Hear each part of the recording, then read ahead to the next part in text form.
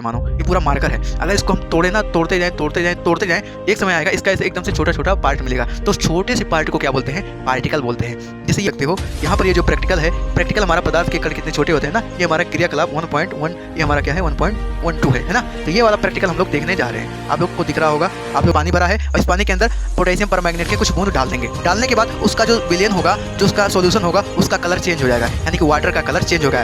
अब वाटर का कलर जब चेंज हो गया, निकाल लिया, तो इसमें दूसरे वाले जग में ये जो हमारा दूसरा बीकर है, दूसरे बीकर में हमने 100 ml पानी भरा है, कोई दिक्कत नहीं है, नया 100 ml पानी भरा है और इसके अंदर जो उस टेस्ट ट्यूब में 10 ml निकाले थे ना, 10 ml को इसमें डाल देंगे। तो हेलो दोस्तों, स्वागत है आप सभी का मेरे भाई आपके अपने परिवार में। तो काफ़ी इंतजार के बाद कक्षा 9वीं के बच्चों के लिए हमारा ये केमिस्ट्री का आज पहला चैप्टर है, जिसका नाम क्या है? हमारे आसपास के पदार्थ, यानी मैटर इन आवर सराउंडिंग। काफ़ी इंतज़ार के बाद अब 9वीं क्लास के बच्चों के लिए, यानी कि जो 9th में है, उनके लिए भी हम साइंस का चैप्टर स्टार्ट कर दिए हैं। तो ये हमारा आज साइंस का पहला चैप्टर है, जो हिंदी और इंग्लिश दोनों में है। ऐसा नहीं है केवल हिंदी मीडियम के लिए है, केवल इंग्लिश मीडियम के लिए है, दोनों के लिए है। हिंदी में भी है, इंग्लिश में भी है, ठीक है। तो चैप्टर नंबर 1 हमारा है, इसका नाम क्या है? हमारे आसपास के पदार्थ, यानी कि मैटर इन आवर सराउंडिंग। आप लोग अपने आसपास की बहुत सारी चीज़ें देखते होंगे, क्या उसको इमेजिन कर पाते हैं आखिर ये कैसे बने हैं? जैसे हमारा ये मार्कर है, ये माइक है, बाकी सामने बहुत सारी हमारी किताबें हैं, जैसे आपका ये बुक है ना, ये सब, ये जो आपका बुक है, ये सब आपको पता है क्या ये सब पदार्थ हैं? तो आप अपने आसपास की चीज़ों को देखो और उसको इमेजिन करो कि ये किससे बने होते हैं। जैसे हमारा जो थर्माकोल होता है, थर्माकोल को हम ऐसे अगर दबोटे, यानी कि उसको अगर ऐसे दबाए तो टूट जाता है। हमारा मार्कर देखो तो काफ़ी स्ट्रांग है, काफ़ी मजबूत है, नहीं टूटता है। क्यों नहीं टूटता है? इसके पीछे का रीज़न आप लोग क्या कभी जाने हैं? क्या होता है कि पानी के अंदर हम ऐसे अगर कोई चीज़ डालते हैं तो डूब जाता है, लेकिन अगर इसको इसके अंदर दबाएं तो नहीं जाता है। इसके पीछे का रीज़न क्या है?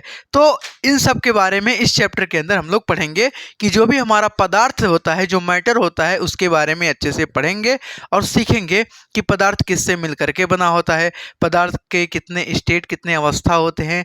मैटर के बारे में पूरा अच्छे से इस चैप्टर में हम लोग पढ़ने वाले हैं, ठीक है। तो बिना किसी देरी के चलिए शुरू करते हैं ये चैप्टर, है ना। तो हमारा अध्याय 1 है हमारे आसपास के पदार्थ। तो सबसे पहले हम समझते हैं पदार्थ के बारे में। अंग्रेजी में इसको मैटर बोलते हैं। अब वो वाला मैटर नहीं हो गया कि जो तुम लोग कांड वगैरह करते हो, कहीं पर मारपीट कर लिए, उसके बाद भाई के पास फोन लगा, भाई आजा मैटर हो गया, उस मैटर की बात नहीं कर रहे हैं। यहाँ मैटर का मतलब होता है पदार्थ, यानी कि सब्सटेंस। तो यहाँ पर पहले हिंदी में पढ़ते हैं, फिर इंग्लिश में पढ़ते हैं, ठीक है। तो हर वह वस्तु जिसका कुछ ना कुछ द्रव्यमान होता है एवं कुछ ना कुछ स्थान घेरता है, पदार्थ कहलाता है। यानी कि पूरी दुनिया में जितने चीजें हैं उसके पास, उसको पदार्थ के लिए 2 कंडीशन होने चाहिए। पहला, उसके पास द्रव्यमान होना चाहिए, दूसरा, वह कुछ ना कुछ स्थान घेरता हो। तो अगर ये 2 चीजें अप्लाई हो रही हैं तो वो चीज हमारा क्या है? वो चीज़ हमारा क्या है? पदार्थ है। जैसे हमारा ये मार्कर है, इसको अगर हम वेट मशीन पे रखें तो इसका अपना कुछ ना कुछ द्रव्यमान आएगा। 1 ग्राम 2 ग्राम इसका कुछ ना कुछ मास होगा। 1 ग्राम 2 ग्राम 3 ग्राम 4 ग्राम, है ना। और इसको किसी भी जगह पर रख रहे हैं, आप देखो ना, मैंने अपने हाथ पे रखा हुआ है तो इतना एरिया कवर कर रहा है, यानी कि इतना ये स्थान घेर रहा है। तो इसी को क्या बोलते हैं? ये हमारा क्या है? पदार्थ है। इंग्लिश में पढ़ते हैं, anything that has mass and occupy space. Space को वॉल्यूम भी बोलते हैं, है ना। तो जो भी चीज़ें हैं पूरे वर्ल्ड में जिसके पास मास होता है और वो स्पेस ऑक्यूपाई करता है, उसको हम लोग क्या बोलते हैं? वो हमारा मैटर होता है। हमने लिखा है यहाँ पे ना, anything that has mass and occupy space is called matter. यानी कि पूरे दुनिया में जितनी भी चीज़ें हैं उसके पास अगर मास है, मास माने द्रव्यमान है, और वो हमारा उस स्पेस ऑक्यूपाई करता है, वो हमारा जगह कवर करता है, उसको क्या बोलते हैं? वो हमारा स्थान घेरता है, उसको क्या बोलते हैं? वो हमारा होता है पदार्थ होता है, यानी कि मैटर बोलते हैं। बात समझ में आ गया आपको? अब पुराने जो दार्शनिक वगैरह थे, जो हमारे साइंटिस्ट वगैरह थे, दार्शनिक वगैरह, प्राचीन दार्शनिक का क्या मानना था कि जो हमारा मैटर होता है, जो हमारा पदार्थ होता है, वो 5 मूल तत्वों से बना होता है, यानी कि 5 फंडामेंटल एलिमेंट से मिलकर के बना होता है। कौन कौन से एलिमेंट होते हैं? हमारा वायु होता है, पृथ्वी होता है, अग्नि होता है, जल होता है और आकाश होता है।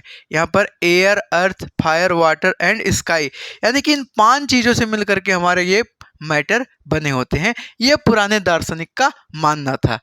लेकिन हम इसको साइंटिफिक भाषा में अगर देखें विज्ञान के तरीके से, तो जो हमारा पदार्थ होता है वो छोटे छोटे कणों से मिलकर के बना होता है।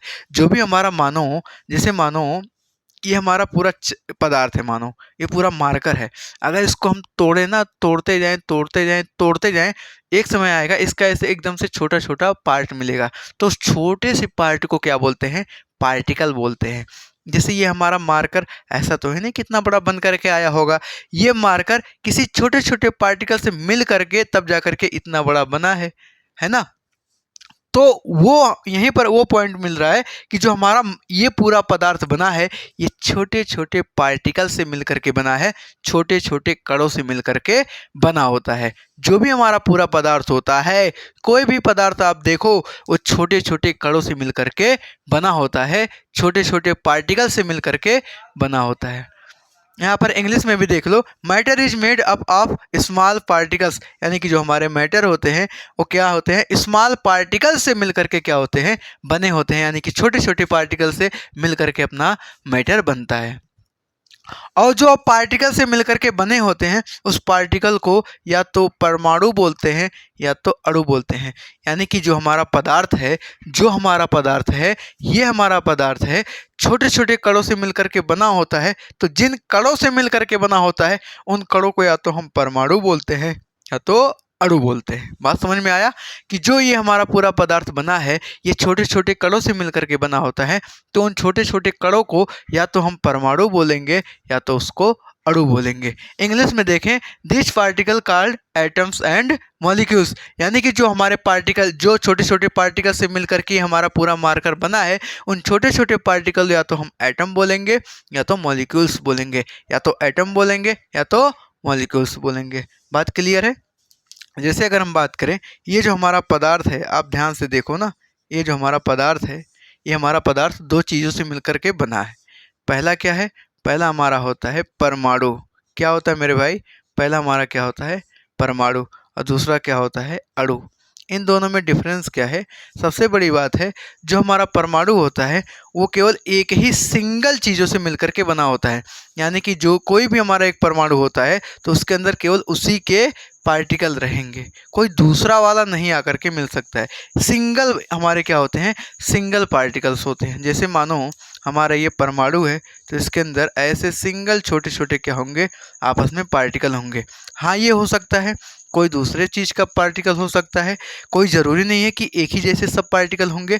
यहाँ पर देखो, हमने एक ब्लू लिया है तो एक हमारा रेड भी हो सकता है। ये हम पार्टिकल बना रहे हैं। अब ये मत कहना सर आप ब्लू और रेड क्या कर रहे हो। इसका मतलब ये ही है कि जो हमारे ये एटम्स बने होते हैं, कुछ एटम्स हमारे ऐसे ब्लू टाइप के पार्टिकल से मिलकर के बने होते हैं, कुछ रेड। ये हम बता रहे हैं आपको कि कोई ज़रूरी नहीं है कि एक ही जैसे पार्टिकल से मिलकर के बना हो सकता है ना। कई सारे ऐसे पार्टिकल आपस में अलग अलग टाइप के हो सकते हैं। कुछ ब्लू होते हैं, कुछ हमारे यहाँ पर रेड हैं, और कुछ हमारे ग्रीन भी हो सकते हैं, है ना। तो ऐसे कई सारे आपस में अलग अलग, कई सारे ऐसे अलग अलग पार्टिकल आपस में होते हैं, जिसको हम लोग क्या बोलते हैं? परमाणु। ये इकट्ठा नहीं रहते, अपना अलग अलग दुनिया में रहते हैं। या तो केवल ब्लू वाला पूरा रहेगा उसके अंदर, या तो पूरा रेड वाला रहेगा उसके अंदर, या तो पूरा उसके अंदर ग्रीन वाला रहेगा। बात समझ में आया? तो ये हमारा क्या होता है? परमाणु होता है। परमाणु हमने बताया ना, ये जो परमाणु है, या तो उसके अंदर केवल ये वाला रहेगा, या तो केवल ये वाला, या तो केवल ये वाला, या केवल ब्लैक वाला। इन चारों में से कोई एक ही टाइप का अगर है तो उसको हम क्या बोलते हैं? परमाणु। लेकिन क्या होता है, वही परमाणु अगर आपस में इकट्ठा हो जाते हैं, चाहे एक या उससे अधिक, देखो एक ही टाइप के अगर परमाणु आपस में जुड़ गए तो उसको भी हम बोलेंगे वो हमारा क्या है? अणु है, यानी कि मॉलिक्यूल्स है।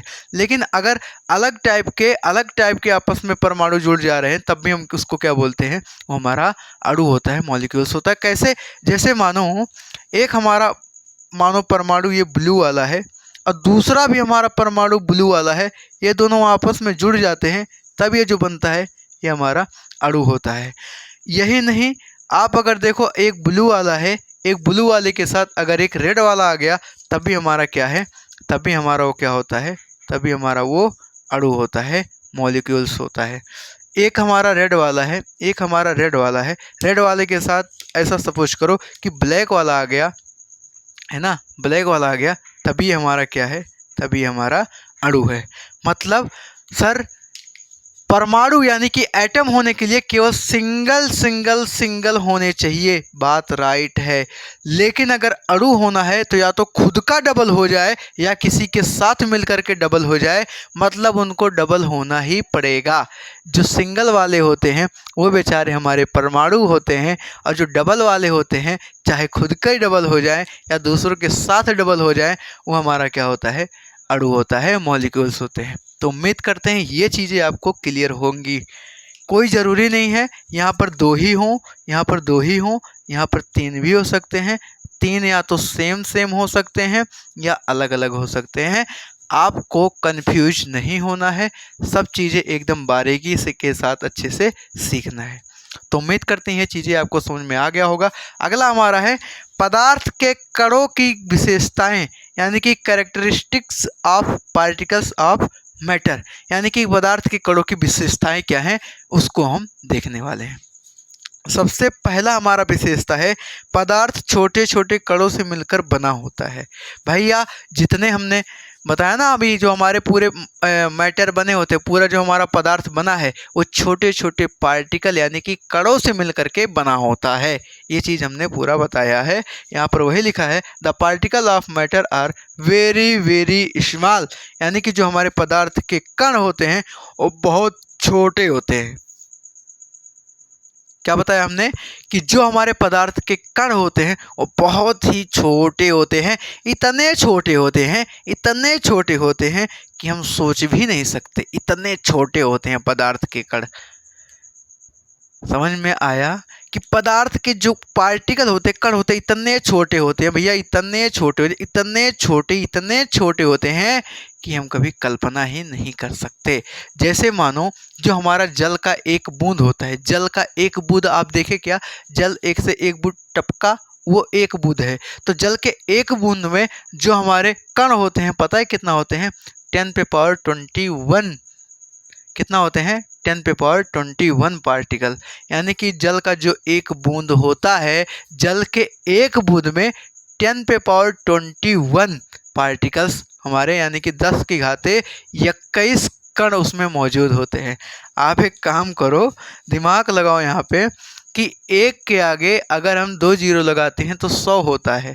आपको 10⁻21 का मतलब इसके आगे 21 जीरो लगाना है। आपको 10 के आगे, यहाँ इसके आगे, एक के आगे 21 जीरो लगाना है। लगाते चले जाओ भैया और गिनते चले जाओ, आपको पता चल जाएगा कि जल के एक बूंद में कितने पार्टिकल होते हैं। आप कभी कल्पना भी नहीं कर सकते, इतने छोटे होते हैं। समझ में आया कि सोचो जल का एक बूंद, जल के एक बूंद में सोचो 10⁻21 पार्टिकल होते हैं उसके अंदर जल के। कैसे 21 होने का मतलब क्या है, जैसे हमने यहाँ पर कितना लिखा, 2, 2, 4, 2, 6, 2, 8, 2, 10, 2, 12, 2, 14, 2, 16, 17, 18, 19, 20, 21। आप गिनो इधर से, इकाई, दहाई, सैकड़ा, हजार, 10,000, लाख, 10 लाख, करोड़, 10 करोड़, अरब, 10 अरब, खरब, 10 खरब, पता नहीं, गिनते चले जाओ, दिमाग खराब हो जाएगा। सोचो एक बूंद के अंदर, जल के एक बूंद के अंदर इतने सारे जल के हमारे पार्टिकल्स हो सकते हैं, इतने छोटे होते हैं, हम लोग कल्पना भी नहीं कर सकते। तो ये हमारा पहला पॉइंट था पदार्थ के कणों की विशेषताओं में, कि जो हमारे पदार्थ के कण होते हैं, जो छोटे छोटे कण होते हैं, वो बहुत ही छोटे होते हैं, इतने छोटे होते हैं, इतने छोटे होते हैं कि हम कल्पना भी नहीं कर सकते हैं। यहाँ पर वही लिखा है the particle of matter are very very small, यानी कि जो मैटर के पार्टिकल होते हैं बहुत ही छोटे होते हैं, वेरी वेरी वेरी स्मॉल होते हैं। एग्जाम्पल हमने आपके सामने रख दिया। दूसरा पॉइंट देखते हैं। दूसरा पॉइंट देखने के पहले हम एक क्या करते हैं, एक हम एक्टिविटी करते हैं, क्रियाकलाप करते हैं। आपका जो एनसीईआरटी बुक है ना, ये एनसीईआरटी बुक, इस एनसीईआरटी बुक में आपका क्या है, आपका एक हमारा प्रैक्टिकल दिया हुआ है। आप यहाँ पर देख सकते हो, यहाँ पर ये जो प्रैक्टिकल है, प्रैक्टिकल हमारा पदार्थ के कण कितने छोटे होते हैं ना, ये हमारा क्रियाकलाप 1.1, ये हमारा क्या है 1.12 है ना। तो ये वाला प्रैक्टिकल हम लोग देखने जा रहे हैं। आप लोग को दिख रहा होगा, आप लोग अपने सामने ऐसे एनसीईआरटी का बुक खोल करके रखो और इसको पढ़ो, ठीक है। तो यहाँ पर हम यही देखने वाले हैं कि पदार्थ के कण कितने छोटे होते हैं। तो हम एक क्रियाकलाप करने जा रहे हैं। आप एक काम करना, ऐसे एक बीकर लेना, इस बीकर के अंदर 100 ml आप जल भर लो। क्या किया, सबसे पहले क्या करना है, आपको क्या करना है कि इस जल के अंदर क्या करना है, जल के अंदर इस बीकर में एक जल भर लेना है, एक बीकर में अपना जल भरना है, 100 ml जल होता है। और उस जल के अंदर क्या करना है, पोटेशियम परमैंगनेट का क्रिस्टल डाल देना है। 2 से 3 चम्मच नहीं, 2 से 3 क्रिस्टल आप डालो, चम्मच नहीं, सॉरी। इस जल के अंदर 100 ml जल के अंदर, सुनना ध्यान से, इस 100 ml जल के अंदर 2 से 3 क्रिस्टल डालना है। किसका, ये चम्मच से हमने डाला है ना, चम्मच से हमने डाला है पोटेशियम परमैंगनेट का। तो जब आप इसके अंदर डालोगे तो ये जो हमारा जल था इसका कलर क्या हो जाएगा, चेंज हो जाएगा। अब इसका कलर चेंज हो गया तो अब क्या करना भैया, आप इसमें से 10 ml एक टेस्ट ट्यूब में निकाल लो। जैसे मानो हमने क्या बताया,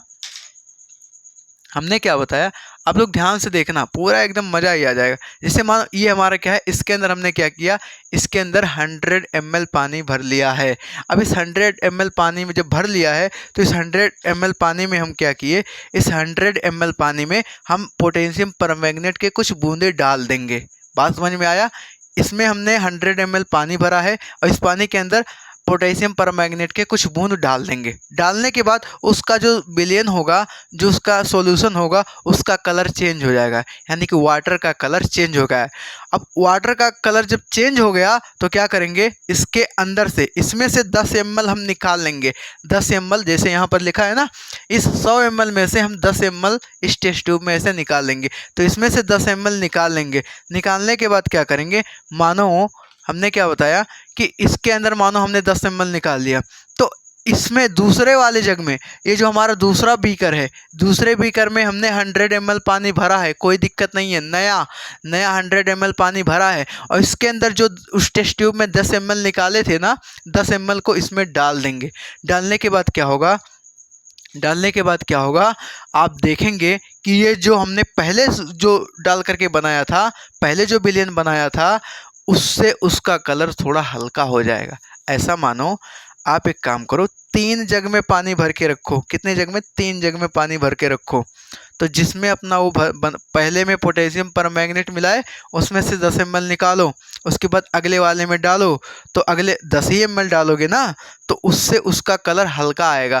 फिर उसमें से 10 ml निकालो, फिर उसके अंदर डालो, उसमें से 10 ml निकालो, फिर उसके अंदर डालो। ऐसे ऐसे आप डालते जाएंगे तो आप देखेंगे पहले वाले में कलर गाढ़ा था, दूसरे वाले में कलर थोड़ा हल्का हो जाएगा, और दूसरे वाले में कलर और हल्का हो जाएगा। तो आप यहाँ पर क्या देख रहे हो, जैसे जैसे क्या होता है, जैसे जैसे इसका कलर कम होता जाता है, तो इससे हमें पता चलता है कि इसके पार्टिकल दिखाई देने पड़ते हैं। और एक चीज़ और ध्यान रखना है कि जैसे जैसे इसको मिलाते हैं, कलर का जो हमारा वाटर का कलर चेंज होता रहता है, चाहे थोड़ा सा ही चेंज हो। इससे हमें क्या पता चलता है कि पदार्थ के कण जो हमारे होते हैं बहुत ही छोटे होते हैं, यानी कि हम चेंज करते जाते हैं लेकिन फिर भी कलर का इफेक्ट रहता है, पानी में वो घुल जाते हैं। यहाँ पर क्या निकल के आता है, कंक्लूजन क्या निकल के आता है, millions of टिनी particle in just one crystal, यानी कि एक छोटे से क्रिस्टल में मिलियंस हमारे क्या होते हैं, मिलियंस हमारे टिनी पार्टिकल होते हैं। यानी कि हमारे एक क्रिस्टल के अंदर छोटे छोटे कई सारे ऐसे करोड़ों, यानी कि मिलियंस, यानी कि लाखों हमारे क्या होते हैं, लाखों छोटे छोटे कण हमारे मौजूद होते हैं एक छोटे से क्रिस्टल में। तो उम्मीद करते हैं आपको ये पूरा एक्टिविटी अच्छे से समझ में आया होगा। किसी को कम आया हो तो थोड़ा वीडियो को पीछे करके देख लो, पूरा समझ में आ जाएगा। ठीक है, तो इसके बाद हमारा दूसरा नंबर है, पदार्थ के कणों के बीच रिक्त स्थान होता है। जैसे हमने बताया जो भी हमारा मैटर होता है, एक मैटर ये है, तो मैटर के अंदर हमारे क्या होते हैं, पार्टिकल होते हैं। मानो एक पार्टिकल ये है, एक पार्टिकल ये है, इस दोनों पार्टिकल के अंदर हमारा कुछ ना कुछ गैपिंग होता है, रिक्त स्थान होता है। आइए चेक करते हैं कैसे रिक्त स्थान होता है। ठीक है, तो हमने वही लिखा है, the particle of matter have space between them, यानी कि जो हमारे पदार्थ के कण होते हैं उनके बीच में कुछ ना कुछ स्पेस होता है, खाली स्थान होता है। ठीक है भैया। जब यह स्थान गए, जो हमारा यह स्थान होता है ना, देखो जैसे मानो, उसको छोड़ो, ये एक डेफिनेशन पे भी ध्यान नहीं देना है। मानो एक हमारा पार्टिकल ये है, एक पार्टिकल ये है, इनके बीच में ये जो गैप होता है ना, इसी गैप को बोलते हैं स्पेस। क्या बोलते हैं? स्पेस। तो इनके बीच में जो स्पेस होता है ना, ये यही बता रहा है कि ये जो एक पार्टिकल ये है, एक पार्टिकल ये है, इन दोनों पार्टिकल के बीच में कुछ ना कुछ स्पेस होता है। ठीक है। अब अलग अलग पदार्थ में, अलग अलग मैटर में अलग अलग स्पेस होता है। जैसे मानो हमारा ये सॉलिड है, सॉलिड में आप देखो तो दोनों अच्छे से चिपके हुए हैं। एक बात बताओ, आपका और आपका महबूब के साथ एकदम मेल अच्छा है, कोई दुश्मनी नहीं है, तो आप दोनों के बीच में गैपिंग कुछ भी नहीं है। लेकिन क्या हुआ, जैसे जैसे दूरियां बढ़ी, जैसे जैसे दिक्कतें बढ़ी, उससे क्या हो रहा है, आपके बीच में गैपिंग ज़्यादा होता जा रहा है। अभी आप में थोड़ा गैपिंग हुआ, बाद में और गैपिंग हो जाएगा, जैसे थर्ड पार्टी एंट्री मारेगा। तो वही वाली कहानी है। आप देखो ना, एक सॉलिड है, सॉलिड होने का मतलब क्या है, दोनों पार्टिकल आपस में से चिपके हुए हैं, और चिपके हुए हैं तो इनके बीच में जो हमारा गैपिंग है, जिनके बीच में जो स्पेस है, ये बिल्कुल जीरो के बराबर है। तो यही हमने लिखा है यहाँ पे कि ये जो हमारा गैपिंग होता है, गैस में सबसे ज़्यादा होता है, द्रव में थोड़ा कम होता है, और ठोस में बहुत ही कम होता है। हमने बताया ना, ये जो ठोस के पार्टिकल हैं, ये आपस में क्या होते हैं, जो हमारे सॉलिड के पार्टिकल होते हैं, ऐसे क्लोजली चिपके होते हैं अच्छे से, इनके बीच में कोई भी गैपिंग नहीं होता है। गैपिंग क्यों नहीं होता है? क्योंकि ये अच्छे से चिपके होते हैं। लेकिन अगर थोड़ा गैपिंग हो गया तो हमारा ये हो जाता है हमारा लिक्विड वाला। लेकिन अगर गैपिंग और ज़्यादा हो गया तो हमारा क्या है, गैस। यही चीज़ बता रहा है कि सॉलिड में यानी ठोस में हमारा गैप बिल्कुल भी नहीं होता, बहुत ही कम होता है। द्रव में थोड़ा हमारा गैप होता है। आप देखो ना, यहाँ पे एक पार्टिकल ये है, एक पार्टिकल ये, इनके बीच में थोड़ा सा भी गैप है। लेकिन यहाँ पर आप देखो, एक पार्टिकल ये है, एक पार्टिकल ये, इनके बीच में ये हमारा क्या है, स्पेस है। स्पेस होने का मतलब गैप है, गैप होने का मतलब खाली स्थान। लेकिन इसके कंपैरिजन में इसका देखो तो इधर खाली स्थान ज़्यादा है। तो मतलब यही बता रहा है कि जो पदार्थ के कणों के बीच का जो स्थान होता है, वो गैस में बहुत ज़्यादा स्थान होता है, और द्रव में थोड़ा कम होता है, और ठोस में बहुत ही कम होता है। क्या कम होता है? पदार्थ के कणों के बीच का खाली स्थान, रिक्त स्थान। उम्मीद करते हैं आपको समझ में आया होगा। तो यहाँ पर वही पॉइंट लिखा है, this space is most in gases, less in liquid and least in solid. यानी कि क्या होता है, जो हमारा ये स्पेस होता है ना, किसके बीच में, गैस में सबसे ज़्यादा स्पेस होता है, गैस के पार्टिकल के बीच में ज़्यादा स्पेस, लिक्विड के पार्टिकल के बीच में थोड़ा कम स्पेस, और सॉलिड के पार्टिकल के बीच में बहुत ही कम, एकदम ना के बराबर स्पेस होता है। तो उम्मीद करते हैं ये दूसरा पॉइंट आपको क्लियर होगा। इसका भी एक एक्टिविटी है, हम करके देख लेते हैं।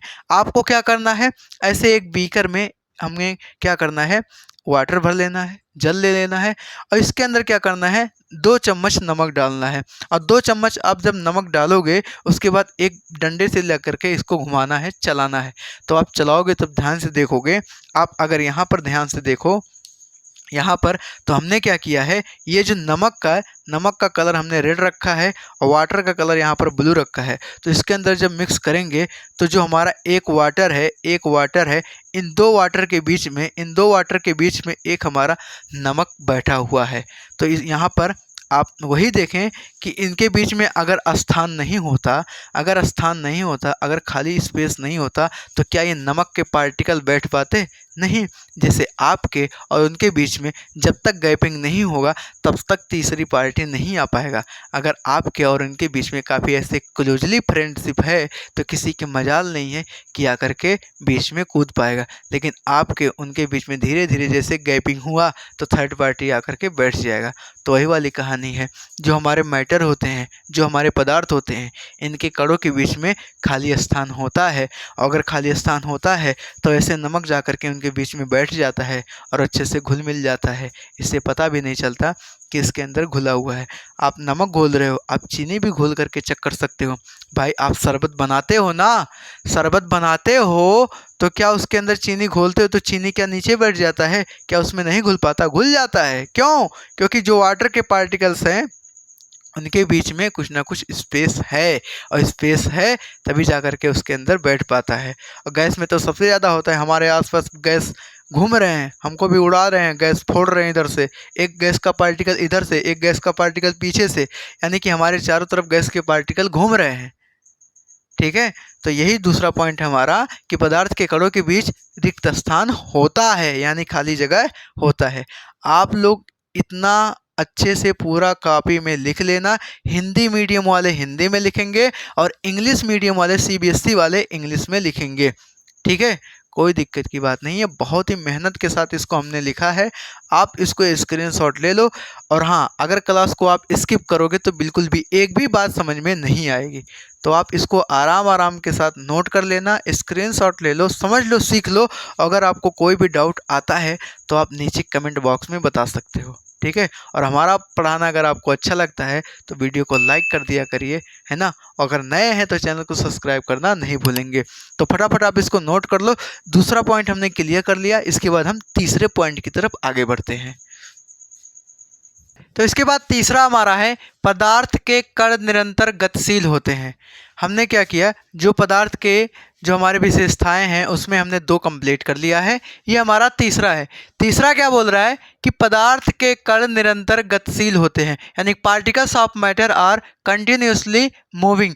जो भी हमारे पदार्थ के पार्टिकल होते हैं, छोटे छोटे कण होते हैं, वो कंटिन्यू हमारे मूविंग करते रहते हैं, यानी कि क्या करते हैं, गतिशील होते रहते हैं। कैसे होते हैं कि ये जो हमारे पदार्थ के कण होते हैं, ये जो सॉलिड में होते हैं, सॉलिड में, सॉलिड यानी कि ठोस जो होते हैं, जैसे बहुत सारे पार्टिकल आपस में इकट्ठा हुए हैं एक ही जगह पे, यानी कि चिपके हुए हैं, उन दोनों पार्टिकल के बीच में थोड़ा सा भी गैपिंग नहीं है, तो हमारा सॉलिड है। और सॉलिड है अगर, तो इनके जो कण होते हैं ना, वो वाइब्रेट करते रहते हैं। जैसे एक ही जगह पर रहेंगे, इधर उधर नहीं जाएंगे, लेकिन एक ही जगह पर ऐसे वाइब्रेट करते रहते हैं। यहाँ पर लिखा है ना, vibrate in a fixed position.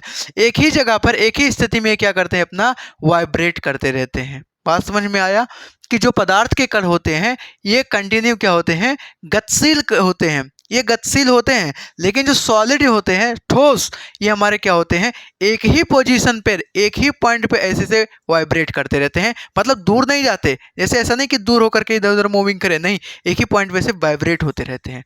बात समझ में आया। यहाँ पर लिखा भी है कि कणों की यह गति गैस में ज़्यादा होती है, द्रव में थोड़ा कम होता है तथा ठोस में बहुत कम होता है। The moment of particle is most in gases, less in liquid and least in solid. जैसे मानो ये हमने बताया, सॉलिड में क्या होते हैं, एक ही जगह पर वाइब्रेट होंगे, लेकिन लिक्विड में क्या होगा, मूव ओवर ईच अदर, यानी कि एक दूसरे के ऊपर क्या करते हैं, एक साथ हमारा क्या करते हैं, थोड़ी दूर पे ये मूविंग करते हैं। लेकिन जो गैस के पार्टिकल होते हैं भैया, ये हर एक डायरेक्शन में क्या करते हैं, बहुत ही फ्री होकर के पूरा घूमते हैं। जैसे अभी मैं यहाँ हूँ, हमारे चारों तरफ गैस के बहुत सारे पार्टिकल घूम रहे हैं, टहल रहे हैं, हर एक डायरेक्शन में जा रहे हैं। तो ये हमारा क्या होता है कि जो गैस में होता है, इनकी गतिशीलता वो सबसे ज़्यादा होता है, यानी कि मोस्ट जो पार्टिकल होते हैं, मोस्ट इन गैसेस किस में मूवमेंट करते हैं। बात समझ में आया कि जो पार्टिकल का मूवमेंट होता है ये most in gases, less in liquid, यानी लिक्विड यानी द्रव में थोड़ा कम होता है, एंड लीस्ट इन सॉलिड, यानी कि ठोस में बिल्कुल कम होता है। वो एक ही पॉइंट पे क्या करेंगे, वाइब्रेट करेंगे, यानी कि एक ही पोजीशन पे क्या करेंगे, वो ये वाइब्रेट करते रहते हैं, दूसरी जगह पे नहीं जाते। लिक्विड में क्या होगा, वो एक दूसरे के ऊपर जाएंगे इधर उधर, लेकिन जो गैस होता है, गैस में फ्री हो जाएंगे, जहां मर्जी वहां जाएंगे, किसी भी डायरेक्शन में घूम सकते हैं। तो उम्मीद करते हैं ये तीसरा पॉइंट आपको क्लियर होगा। आइए एक एक्टिविटी करके देखते हैं। एक्टिविटी हमारा है 1.3, यानी क्रियाकलाप 1.3। आपको क्या करना है, आप अगरबत्ती, भगवान जी को ऐसे करते हो ना डेली, जो अगरबत्ती होता है, आप अगरबत्ती एक काम करो, जला करके उसके बाद सुलगा करके, यानी कि वो बुझा करके, जैसे जल जाए उसके बाद बुझा दो, यानी कि उसमें से धुएं निकलने लगे, तो उसको आप कहीं कॉर्नर में एक जगह पर रखोगे ना, तो आपके पूरे कमरे में वो गंध पहुंच जाएगा। बात समझ में आया। जो अगरबत्ती आप किसी एक कॉर्नर में लगाते हो, वो पूरे कमरे में उसका सुगंध पहुंच जाता है। इससे हमें पता चलता है जो गैस के पार्टिकल्स हैं वो हवा के साथ हर एक डायरेक्शन में एक फ्री होकर के घूमते हैं। यहाँ पर हमने यही बताया कि जो बुझी हुई अगरबत्ती की सुगंध है पूरे कमरे में अच्छे से फैल जाती है। The smell of incense sticks separates in whole room, यानी कि पूरे कमरे में क्या होते हैं, हर एक डायरेक्शन में गैस के पार्टिकल मूव करते हैं। इस क्रियाकलाप से, इस एक्टिविटी से हमको यही सीखने को मिला कि यहाँ पर हमने देखिए अगरबत्ती लगाया हुआ है और इसके जो धुएं निकलते हैं, जो गैस के पार्टिकल निकलते हैं, ये हवा के साथ हर एक डायरेक्शन में आपस में इधर उधर क्या कर रहे हैं, मूविंग करते रहते हैं। तो उम्मीद करते हैं ये तीसरा पॉइंट आपको बहुत ही अच्छे तरीके से समझ में आ गया होगा।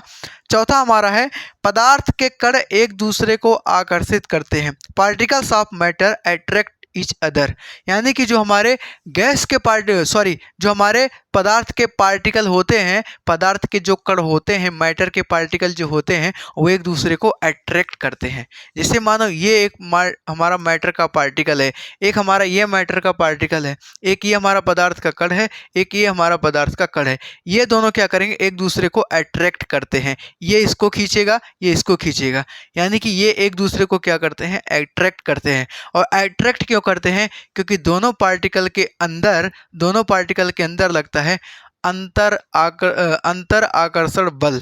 यहाँ पर हमने लिखा है कि यहाँ दोनों अणुओं के बीच में, जैसे मानो एक हमारा पार्टिकल ये है, एक हमारा पार्टिकल ये है, तो इनके बीच में क्या होता है, एक प्रकार का क्या होता है, फोर्स होता है, जिसकी वजह से ये क्या करते हैं, आकर्षित करते हैं, एक दूसरे को खींचते हैं, एक दूसरे को अट्रैक्ट करते हैं। यहाँ पर वही लिखा हुआ है कि पदार्थ के कण एक दूसरे को आकर्षित करते हैं। Particles of matter attract to each other. अंतर आणविक आकर्षण बल, किसकी वजह से, इनके बीच में एक फोर्स काम करता है। अभी हमने बताया ना कौन सा फोर्स होता है, inter particle force of attraction.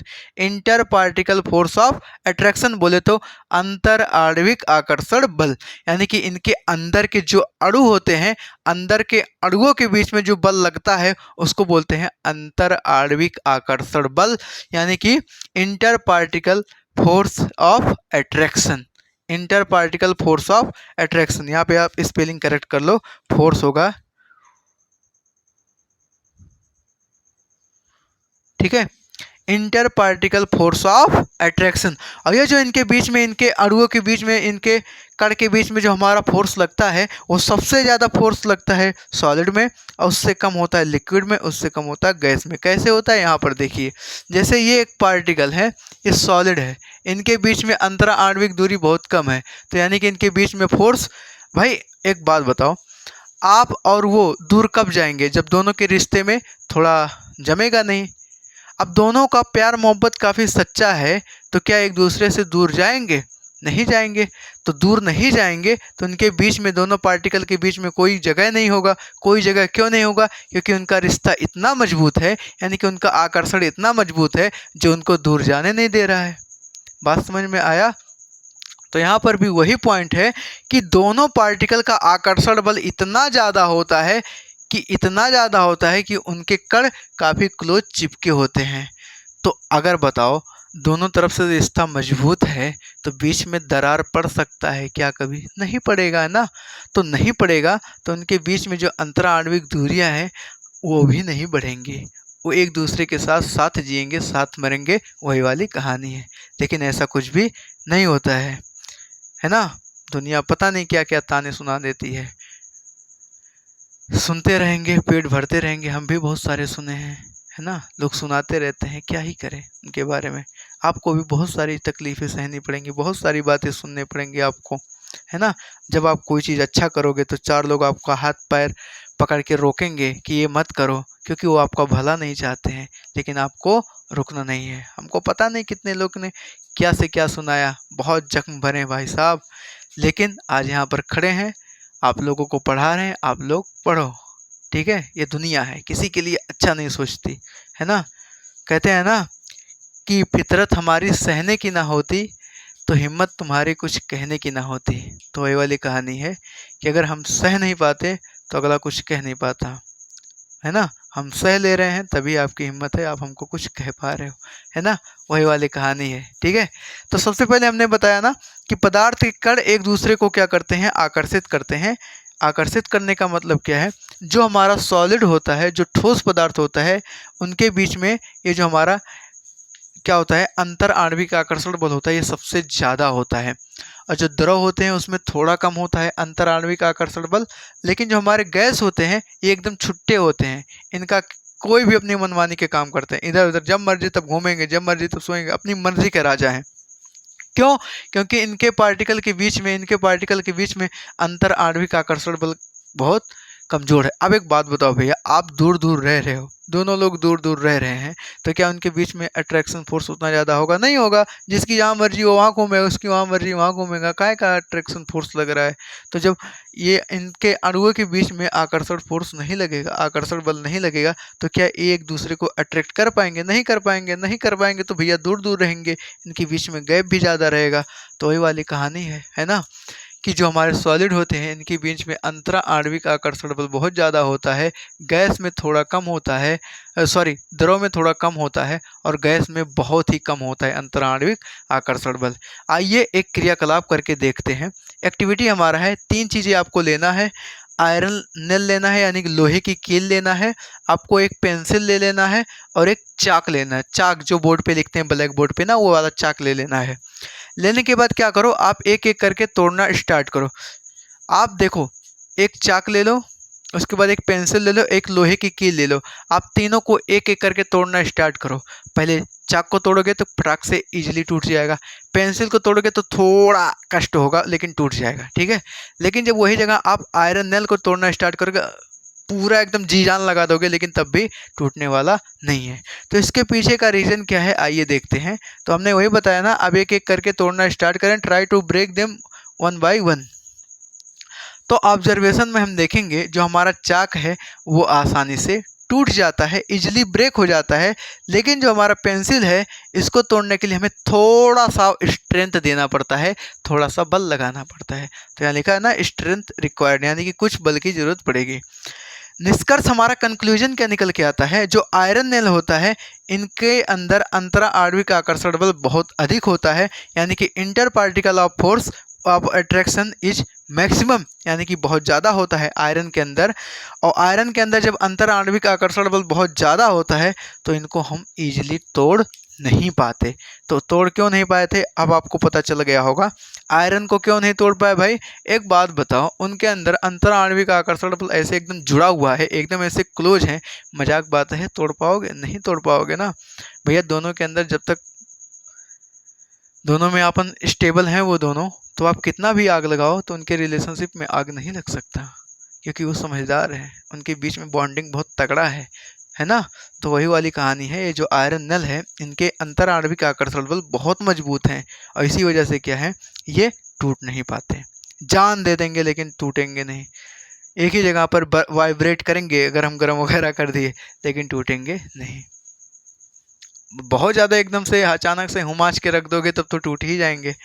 दूसरा हमारा क्या है, यहाँ पर की पॉइंट आप देख लो, की पॉइंट ये आपको समझने के लायक है। जैसे हमारा देखो ये हाथ है, ये हाथ हमारा अभी एयर में है ना, तो बहुत फास्ट इजीली मूव कर रहा है। लेकिन इसको जब हम पानी के अंदर डालते हैं, पानी के अंदर डालेंगे तो ये इजीली मूव नहीं कर पाएगा, थोड़ा धीरे धीरे मूव करेगा। और इसी को अगर कोई सॉलिड पदार्थ है, जैसे मानो हमारे ये बुक है, इस बुक के अंदर अगर डालें तो ये इस बुक के अंदर नहीं जा पा रहा है।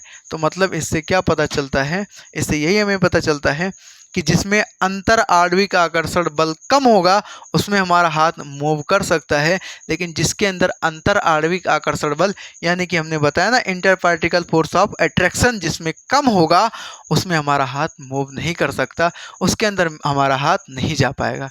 तो उम्मीद करते हैं ये पूरे चैप्टर का आज जो हमने पढ़ाया लेक्चर नंबर 1 ये आपको अच्छे से समझ में आया होगा। अगर हमारी बात आपको समझ में आती है तो आप वीडियो को लाइक कर दिया करिए, और अगर समझ में आता है कोई चीज़, डाउट रहता है तो आप कमेंट बॉक्स में उसको पूछिए और वीडियो को शेयर करिए। उसके बाद चैनल पे अगर नए आए हैं तो सब्सक्राइब वगैरह कर लीजिए। ऐसे ही हमारे ये चैप्टर पूरा कंटिन्यू चलता रहेगा, ठीक है। तो जाते टाइम एक लास्ट लाइन बोलना चाहेंगे कि हर फूल गुलाब नहीं होता, हर फूल गुलाब नहीं होता, हर नशा शराब नहीं होता। हर फूल गुलाब नहीं होता, हर नशा शराब नहीं होता। यूँ तो नज़रें मिलती हैं अक्सर नज़रों से, यूँ तो नज़रें मिलती हैं अक्सर नज़रों से, मगर हर नज़र का मतलब प्यार नहीं होता, है ना। तो ये 2 लाइन था, हमने बोल दिया। बाकी आप लोग पढ़ाई करते रहिए, स्वस्थ रहिए, मस्त रहिए। तब तक के लिए मिलते हैं नेक्स्ट लेक्चर में। तब तक के लिए अपना ध्यान रखिए। बाय बाय, जय हिंद, टेक केयर।